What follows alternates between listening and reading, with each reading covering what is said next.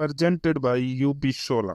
एक बड़ी सी गाड़ी आकर बाजार में रुकी। कार में ही मोबाइल से बात करते हुए महिला ने अपनी बच्ची से कहा, जाओ उस बुढ़िया से पूछ सब्जी कैसे दी। बच्ची कार से उतरते ही, अरे बुढ़िया ये सब्जी कैसे दी? 40 रुपए किलो बीबी जी। सब्जी लेते ही उस बच्ची ने 100 का नोट उस सब्जी वाली को फेंक कर दिया और आकर कार में बैठ गई। कार जाने लगी तभी अचानक किसी ने कार के शीशे पर दस्तक दी। एक छोटी सी बच्ची जो हाथ में 60 रुपए लिए कार में बैठी उस औरत को देते हुए बोलती है, आंटी जी ये आपके सब्जी के 60 रुपए हैं, आपकी बेटी भूल आई है। कार में बैठी औरत ने कहा, तुम रख लो। उस बच्ची ने बड़े ही प्यार और सभ्यता से कहा, नहीं आंटी जी, हमारे जितने पैसे बनते थे हमने ले लिए, मैं इसे नहीं रख सकती। मैं आपकी आभारी हूँ, आप हमारी दुकान पर आएं। आशा करती हूँ कि सब्जी आपको अच्छी लगे, जिससे आप हमारे ही दुकान पर हमेशा आएं। उस लड़की ने हाथ जोड़े और अपनी दुकान पर लौट आई। कार में बैठी वह महिला उस लड़की से बहुत प्रभावित हुई और कार से उतरकर फिर सब्जी की दुकान पर जाने लगी।